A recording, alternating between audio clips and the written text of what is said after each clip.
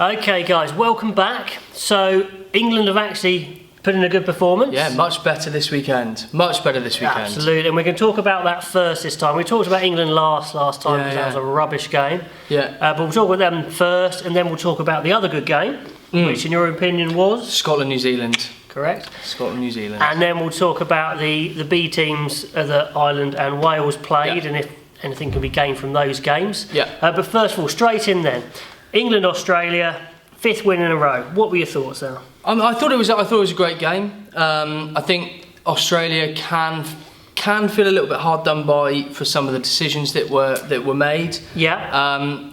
Go on then. Should we go straight into those? Yeah, let's do that first. Let's Let's do go straight that into first those. stuff. The fun stuff. Okay. Yeah. So 3 controversial decisions. Yeah. Hooper offside. Do you think he was offside? Yes. Okay. Yes. All right. If you look at the rules of the game, he's got to stop, and then once he's been passed by the winger who puts everybody onside, he can then turn and go. If he stopped and then carried on, he's not making it to score that try for me. I do get a bit of the Australians' point of view here. I think stopping is a bit unreasonable, but I think trying to stop or trying to severely slow down is what he needed to do. He kind of slowed down a little bit, and I think he gave it away in the press conference by saying, I put my hands up, which is neither here nor there. That's irrelevant really, isn't it? So I don't think he slowed down enough. No, no, exactly. So I don't think they can complain on that one too much. What about the offside where Moore knocked Robshaw out of the way? Again, I can see... Absolutely. For me, correct decision. Right. And that's not through any form of bias whatsoever. Oh, right. I just think he's taken Robshaw's left shoulder out of the tackle. He definitely knocked For him me, off balance, didn't he? Has Robshaw would have made a tackle. Whether it would have stopped the try or not is irrelevant. Yeah. But if he'd had both shoulders fully through that tackle, I think there's a good chance he would have. I mean, that was one I think I would have seen if it had been kind of ignored a bit, but it's technically correct again. Yeah, but tough. It's certainly some bad luck for the Australians, if not incorrect decision there. Yeah, exactly. And then last one then, so ball, was it on the line when it bounced? Again, it's so close. He could not be any closer. That's as close as a ball can get to the line. Yeah, I think for me, you've got to look at... It comes back in a little bit the way that cricket look at it. Right. You give the benefit of the doubt to the defensive side or to the attacking side in those situations where it's unclear if that Robshaw trot or the block on Robshaw, if that had been allowed, they were still unsure on the grounding because you couldn't see it clearly. True. So I think there needs to come to a situation where you give the benefit of the doubt one way or the other for the attacking side or the defensive side, and then it's universal across the board. Yeah. Well, for me, I think you're absolutely right. I think it depends on the original decision. It does. So I think because the touch judge hadn't given it out, because there wasn't enough evidence to say it was out, I think the try stands. Yeah. For me, if the touch judge had given the ball being out, I don't think there's enough evidence to say it was in. To overrule it, exactly. So I think that's my take on it. So I think the biggest thing for me is it's all well and good having these video referrals, but there's got to be a process of speeding it up. For me, it's taking an absolute age. And I think that's what winds up, say, the Australians. It doesn't take a lot to wind up Checker, but I think that how long it got dragged out for doesn't help. And it's not good for the supporters. You want to know, first, you want 2 or 3 replays, 2 or 3 slowed down, bang, go, away you go. Referee, can you make a decision, yes or no? Decision, you know which way to make it. Now, whilst we're on it, I must admit, Checker does wind me up the wrong way. I mean, he's a whinger, essentially. And the problem is, I get it when he's hard done by, but because he whinges a lot, it's a bit boy who cried wolf, so you can't really have sympathy when it's genuine. I agree. So it did annoy me a bit, and I think, all the best coaches around the world, Schmidt, Gatland, Eddie Jones, Steve Hansen, they don't whinge that much. They're a lot more composed normally, so I do think that's a downside to Checker, and he's going to help his team more if he stays calmer. Yeah, I think you're absolutely right, and I think for me they got found out a little bit, Australia, tactically. I think at the weekend. Tactically. England superb, sussed out with fly half with Foley on the wing. They'd found him out. They realised that Australia defend him on the left wing. Yeah, they hide him. And they bombed him. Yep. All the way through that first half. Yeah, they hide him at hooker sometimes, in line-outs. It's not great. It's a great tactic, but I think that's the first time that for me anyway, that I've seen somebody exploit that defensive weakness and really keep piling on the pressure. I think it's been done before, but it's certainly the first time we've seen it potentially. Yeah. I mean, going back to the beginning of the game, first of all, it was raining and it got worse and worse. And initially, I've got the sinking feeling it's not going to be a great game. No. As in, the handling's not going to be good, and it wasn't. You're not going to see too many free-flowing running tries, which you didn't. No. But still, it was an enthralling game. Yeah. It was a proper test match. And it was. Conditions will be like that sometimes. Yeah, exactly. I think that the level of contact, the level of physicality was immense, was really, really physical, really strong, really tough. Yeah. I think because it needed to be kept a bit of a closer game because of the weather conditions, I think both sides actually played up until when the substitutions came on. I thought it was a pretty nip and tuck game. Could have gone either way. Absolutely. That crazy phase of play that ended up in Elliot Daly scoring was just mental. I mean, and that's one of England's actual weaknesses in the game. When they're in a defensive line, I think they come up really well and tackle well. When it's a scramble defence or it's one-on-one, they can fall off tackles, especially Farrell. Goes too high, consistently goes too high. Yeah, I agree. Gets pushed off. Yeah, I agree. And I think that's where they miss out with Mike Brown not being there at fullback. He is so reliable with that one-on-one tackle. Not that it's to say that Watson didn't do a good job at the weekend, but that's Mr. Reliable at fullback with Mike Brown, I think. That's good. I mean, we'll go into players in a minute, but Watson so impressed me at fullback in wet conditions. He stepped up and said, I can do this. I can take the high balls and be like Brown. And a decent kicking game, which we haven't really seen from him so far. I think he really stepped up in my estimation at fullback. Yeah, definitely. We had an idea he could do it, but then we saw it. Yeah, it's nice to see it on the international stage, isn't it? I'd like to see him play 15 again next week, actually. Yeah, definitely. Even though Brown's back in the mix, so maybe, I don't know. Yeah, it'd be interesting. One thing I thought England were very deficient on, the one thing in their setup wasn't good for wet weather rugby, is they had no big ball carrier in their backline. No. I think they could really do with one. And Australia were really clever. I don't know if you noticed that. What they did is they blitzed the deep second receiver. Yeah. They blitzed the pull behind because they know England have no real big ball carrying threat flat. Yeah. Either a blind wing or a centre. So they can not ignore them, but they don't have to put too many men on them. And they blitzed. Kurabetti did it a couple of times fantastically. Blitz Farrell, blitz Ford, stop England trying to move the ball. And they need that big ball carrier. T.O. Tuolangi not available. Big problem. Yeah, I think so. Or you select somebody that's a bit different, that's going to do something, that's got fast feet. You've got Joseph at 13, quick feet, does something a bit different. I think fast feet's all very well, but sometimes you just need bulk. Yeah, you do. And without T.O. and Tuolangi, comment below, is there anyone else in England who can do that job, big ball carrying, wing or centre? Out there, Matt Banahan at Bath. He's in good form this year. Oh, wow. He's played on the international team. We're looking for a big ball carrier, plays 12, 13, full-back or wing. Rewind the clock. Wind the clock back. Years, yeah, exactly. Maybe? Okay, that's my outside bet. That's a good one. Banter out for that comment. Brilliant. Okay, right. So, Australia. Kurabetti, I thought, was excellent. Well, the two centres were superb, I thought. The centres are really strong. Yeah. But their setup wasn't great for wet weather because Foley's got a short kick. Yeah. And then you've got two ball carrying centres and then your other kickers are deep. Yeah. Not great. I thought Will Genia was poor, which I think didn't help their kind of attacking play. I mean, from going from man of the match against Wales the week before, I thought he was pretty average this week. Yeah. Conditions don't help, but difficult game. I think, again, talking to scrum halves, England bring on Danny Kerr. Wow. Australia bring on Phipps, is it? Yeah. Okay, awful. Oh my goodness me, he missed tackles, he was really slow getting back, he put in a couple of awful passes. Just keep Genia on, I would. Oh yeah, I think so. I mean, when you've got someone like Danny Kerr, I mean, I thought he was world class when he came on. Everything went right for him, essentially. It did, But it did. That skill, when Simmons broke off the scrum, straightened and gave, and then Kerr transferred the ball onto his foot for the chip through, was absolutely top draw. Quick. Top draw, watch it in replay. Yeah.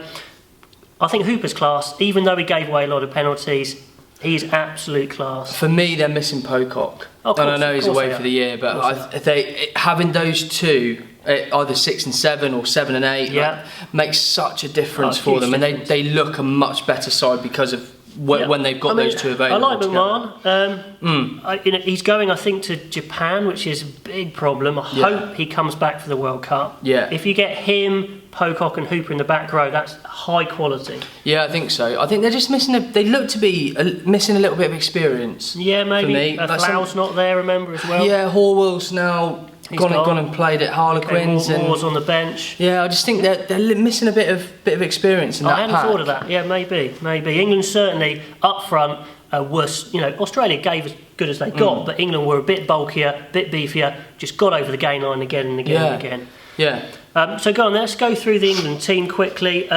Front row thoughts. I thought again a bit similar to last week, really. That they did their jobs. Good game, hard conditions for running. They didn't really need to be carriers. They needed to scrum well, and I think you can't really. Other than Mako gave away a few penalties, didn't he? Well, I think he gave 2 or 3 at the scrum for pre-engage, which is a bit worrying. Yeah. Hartley was very solid, very abrasive. Yeah. Very slow. Yeah. As is Cole, which is a bit of a worry, but not anything we didn't know. Yeah. Launchbury was unreal and Laws was awesome as well.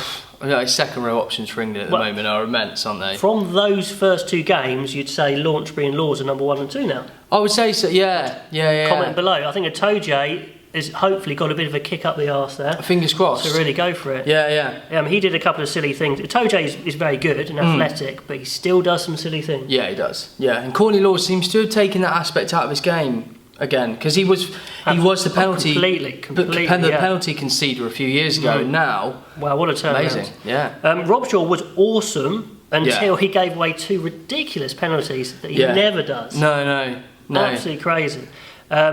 Shame we didn't see Underhill properly. Yeah, it was really, but I think you're going to get that with him. I think the way sometimes because he tackles the way he does, he's going to get concussed. He's going to have bits and pieces go wrong. So having that as a fullback is. But the game was perfect for him. Wet weather, loads of tackling. England were going to kick and chase all day, and he was the man for that. So. Yeah. I quite like the look of Atoje, Launchbury, Courtney Laws at 6. I quite like the look of that when Underhill went off. True, but I think I noticed Laws got really slow off the side of a scrum once. So he lacks that little bit of explosiveness off the side of the scrum, which could be a problem. But I thought Young's was excellent as well. Yeah, good kicking game. Great kicking game. Yeah. Ford and Farrell, I think, were fine. Farrell's tackling wasn't too impressed with, to be honest. No. George Ford's game management I thought was pretty good for the conditions, and those 2 kickers, kicking options all over the place. It's brilliant. Yeah. I thought Joseph did excellent, but I thought they could have done with a big man there potentially. Yeah, I agree. It's not his fault. Yeah. Back 3. Johnny May does what Johnny May does, doesn't he? He just does what he wants to do. He had a funny 5 minutes where he gave away a couple of penalties, but I think you're going to get that every now and then. Does something awesome and then something really brainless, but you can't fault his quality. The guy's a great finisher, really quick, very dangerous, but sometimes he just looks like an octopus in a blender. Yeah. I mean, arms and legs, the ball's on squirting around, you're going, no. Yeah, exactly. It does scare the hell out of me, which is why I think if Jones had full choice, he would go Brown 15 and then Watson and Daly as his wingers, because they're safer. Yeah. Comment below if you think that's right or wrong, but I generally think that's the way it's going, actually, in rugby. Yeah, it is. We've got Halfpenny at fullback for Wales. Yeah. Carney's a favourite. Ireland solid. Yeah, exactly. Okay, so go on then, let's move on. Moving on to the New Zealand game, Scotland-New Zealand. Man, what a game. I think if you were looking at that beforehand, you'd think if Scotland do a few things well, they'll run New Zealand close for the first 60 minutes. And then New Zealand, like they do against everybody else when it's close at 60, they'll bring their experienced guys on and pull away at the end, winning by 20 odd points. Absolutely. Scotland, I thought, were unbelievable. Hugh Jones at 13, Stuart Hogg at fullback. Yeah, and they left a few mistakes out there, Scotland. Yeah, they did. If they capitalised on everything, they would have won that. Yeah. I think you think a bit more communication from the guys inside Hogg on that final play. You think that's... Doesn't Hogg look good for losing those 8 kilos?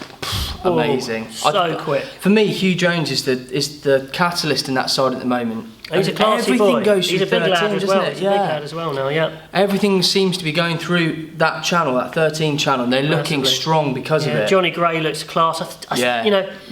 What Gregor Townsend is doing is he's maximising the ability of his players. Okay, and in the forwards, I think they are carrying 2 or 3 average internationals. but they're playing at the top of their level. Which is all you can ask. Yeah, so exactly. I still think they're just lacking a little bit of quality up front. Yeah, and I think that comes from, that was the main difference for me, I think, between the two teams, was you've got that, I want to say New Zealand arrogance, but it's not an arrogance, it's a they know how good unwavering confidence, isn't it, in each other and their own ability. Their class. And that was the difference between the two teams. Yeah. Because Scotland has still got those couple of unproven internationals like Ali Price, Finn Russell's still relatively inexperienced. When those guys get mature and have got a load of caps on their belt, they're going to be superb. I don't think Laidlaw's getting back into this starting team. No, I don't either. And Finn Russell's goal kicking's improved as well, that was the reason Laidlaw was in there, really, wasn't it? To start with. So Scotland need to target the Six Nations. Yeah. Seriously, that needs to be a goal to win the Six Nations. For sure. Be consistent enough to do that. And I think they look better for that mentality of you'll score 5, we'll score 6. Yeah. And I like that mentality. It gives you confidence, doesn't it? I think in the Six Nations, I think people have got to be worried about that. England especially, I think. Yeah, are people going to change their tactics because of Scotland's attack? Yeah, exactly. I think they will do. Okay, right. So quickly finishing up the two games that weren't so exciting. Ireland and Wales. What do you reckon? It looked like a B team, I think, for both of them. Well, I was having the discussion. B team doesn't mean they're not good players. It just means they're not first choice. Yeah, or young guns, let's say. Instead, so it was a second choice team pretty much for both of them. Yeah, I mean it's good because it shows that they have got some more strength and depth. Both of those nations. It's something that we've been critical the last year or two. I mean, although they only just scraped through in both games, exactly. I'm not sure. I mean, for Ireland, I think Carberry looks absolute class. Sheer class. He's definitely their number 210, but he doesn't play there for Leinster. It's a huge problem. Yeah, exactly. And I think that comes back to some clubs have got to look at this, haven't they, as a potential issue. And that if you've got somebody that's internationally playing at fullback, I know somebody like Anthony Watson, for example, at Bath, he's got to be playing fullback every week for Bath. Otherwise, he needs to go somewhere else. Yeah, because if he's your international fullback, he plays every week at 13. There's discussion on this in Ireland. It's difficult, should he move? But I think what's interesting is, without getting too into it, in New Zealand, franchise system, if it was in New Zealand, they would move the player. Yeah. Okay, they say, you're not getting 10 there, we get it, because Sexton's there. Yeah. So you move to a different franchise. It wouldn't be too much of a problem. Yeah, in Ireland, it's much more tribal. Yeah. Munster hate Leinster. Okay, they would hate for someone from Leinster to go to Munster, which wouldn't work well. So I don't know how they're going to do it, but it is a bit of a problem. Yeah, exactly. But anyway, so they won. But what I don't like, Al, is I want to see new guys dropped into an existing team to see how they fit into the team. Yeah. 15 new players for me is just a trial match. I just don't see. There's no benefit to it. There's no benefit. Well, there's a little bit of benefit, but not as much as if you drop 4 or 5 new players into an existing 10. Yeah, exactly. I mean, if I was a young player coming up through the Welsh team, for example, I'd want to be playing with Dan Biggar. I'd want to be playing with Rhys Webb. I'd want to be playing with Warburton, Dan Lydiate. I'd want to have those guys around me to give me confidence. If I do something, they did play with a lot of those. They did play with a lot of them, but I know what you're saying. I'd want that confidence from those more experienced players going, that was awesome, but... And then you can learn how do they compare against those players. Yeah. And then the coach can ask for feedback from the experienced players. How are those young players? Yeah. So I don't like it, to be honest. No. Let's just quickly talk about the Wales game and the final bit of fun. You had the scrum. Yeah.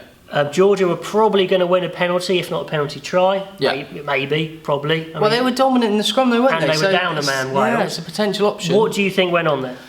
I don't know. I mean, we had this situation. We had this situation a couple of years ago with Wales, didn't we? When they played France. Yes. And Wales kicked off about the way that the French dealt with that situation. Oh yeah, Slimani, I think, all of a sudden developed a bit. Oh yeah, no, my back's bad. Yeah. When he said he was fine a second ago. Yeah, exactly. And it just looks like they've done exactly the same thing. It does think a bit of hypocrisy.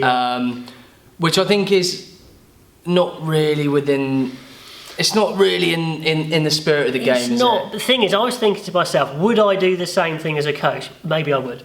Maybe if he's cramping up, I might try and say to the official, look, he's cramping really bad, he can't come on. Yeah. You know, and if the official says okay, then they're not breaking any rules. But they need a directive to say cramp is not an injury. Cramp? No, exactly. And Gatland said in the conference he had a little bit of cramp. Oh, come on. Yeah. It's pathetic, isn't it? It's a tricky one because you're not gonna, as a referee, if I was refereeing that game, I wouldn't go against the word of the medical professional that's telling me that he's injured. You can't, and I think there could be problems here actually.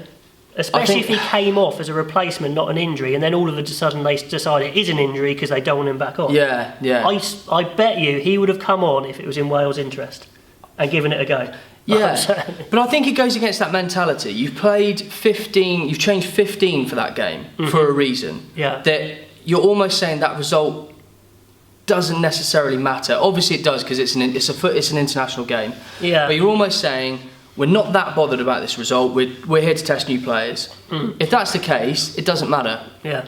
And you shouldn't be in that situation where, well, we want to bring him back on, but we don't because if you're against England to win the Grand Slam, different ballpark, different game. I see what you're saying. I see what you're saying. Would you think it was a little bit petty then? I think so, and I wouldn't be surprised if there is some fallout because of this. Anyway, moving on from that, let us know what you think about that. That was the most interesting thing in the game, to be honest.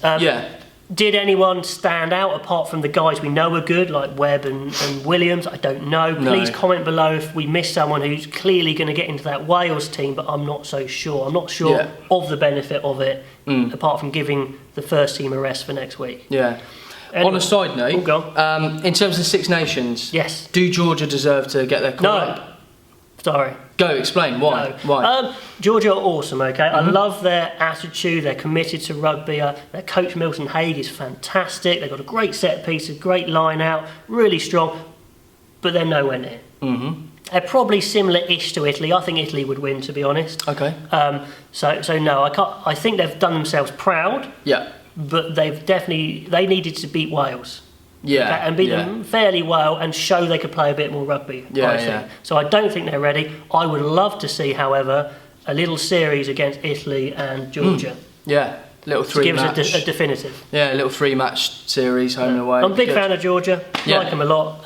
Not ready yet. They've got a great youth process coming through. So I think in the next 4-year cycle could certainly see improvement. Okay, awesome. Comment below on what you've heard there, and until next time, we will see you later.